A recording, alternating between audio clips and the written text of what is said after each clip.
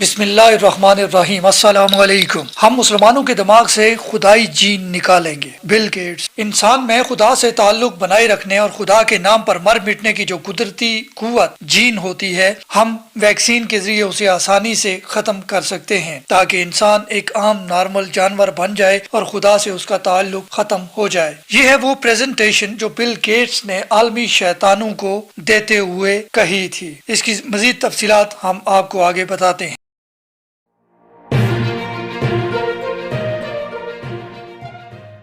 ہر انسان میں دو مختلف جین ہوتی ہیں، ایک خدائی جین، دوسری عام نارمل جین۔ خدائی جین والے لوگ مذہبی قسم کے ہوتے ہیں، جذباتی بھی ہوتے ہیں اور جہادی بھی ہوتے ہیں، جبکہ اس کے برعکس عام جین والے لوگ جیو اور جینے دو یا انسانیت سب سے بڑا مذہب ہے جیسے نظریے پر یقین رکھتے ہیں، یعنی یہ لوگ بس کھاؤ پیو اور بچے پیدا کر کے مر جاؤ والے فلسفے پر چلتے ہیں، یعنی ان کی زندگی کا کوئی خاص مقصد نہیں ہوتا۔ جبکہ جہادی قسم کے لوگ دنیا فتح کرنا چاہتے ہیں، جو کہ ہمیشہ کسی صورت قبول نہیں، یعنی کفار دنیا پر اپنی اجارہ داری قائم کرنے کے لیے جو بھی سازش کرتے ہیں، عام جین والے انسان اسے نہیں سمجھ سکتے۔ وہ انسانیت سب سے بڑا ہے کہ نعرے تلے آسانی سے ورغلائے جا سکتے ہیں، انہیں بہکایا جا سکتا ہے، اپنی مرضی کے مطابق چلایا جا سکتا ہے، کھٹ پتلی کی طرح نچوایا جا سکتا ہے۔ لیکن جو مذہبی جین والے انسان بالخصوص مشرق وسطی کے مسلمان ہوتے ہیں، وہ کفار کے لیے بڑا چیلنج ہوتے ہیں، کیونکہ وہ کفار کی چالوں کو سمجھتے ہیں، انہیں ناکام بھی بناتے ہیں اور کفار کو ہر جگہ شکست بھی دیتے ہیں۔ جیسے پاکستان میں کفار کی چالیں مذہبی جین کی وجہ سے ناکام ہو گئی، افغانستان میں یہ طالبان کے ہاتھوں ذلیل و رسوا ہوئے، اور ترکی میں اردوغان نے انہیں کہیں کا نہیں چھوڑا۔ بل گیٹس اپنے شیطانوں کے ساتھ سر جوڑ کر بیٹھا اور سوال یہ رکھا گیا کہ ایسے مذہبی لوگوں کے دماغ سے خدائی جین کیسے نکال باہر کی جائے تاکہ وہ ہمارے یا دجال کے لیے مستقبل میں بھی خطرہ نہ بنے۔ اس کا حل بھی بل گیٹس نے اپنے شیطانی سائنسدانوں کے ذریعے ایک نئی ویکسین کی شکل میں نکالا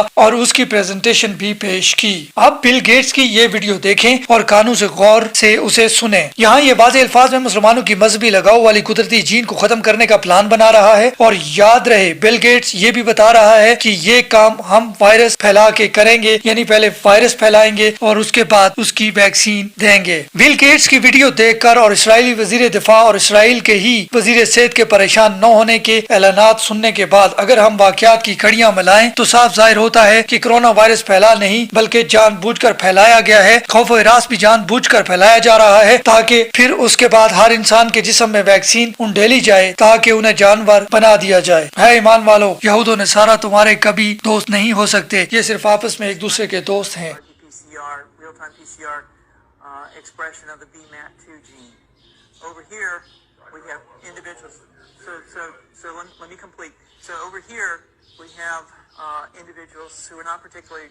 fundamentalists, not particularly religious, and you can see there's a much reduced expression of this particular gene, the VMAT2 gene.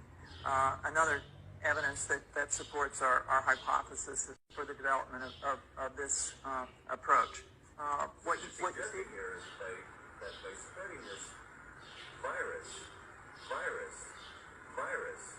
we're going to eliminate individuals from going on a bomb test and going into a market, blowing up the bomb. That they have overexpression of the VMAT2 gene, and that by vaccinating them against this, we'll eliminate this behavior. So we have some very, very remarkable data in this next slide. The virus would immunize against this VMAT2 gene. The virus, and that would have the effect that you see here, which is it's essentially to turn a fanatic into a normal person. And we think that will have major effects in the Middle East. How would you suggest this is going to be well, so the present plan and the tests that we've done so far have used respiratory viruses, such as flu or rhinoviruses.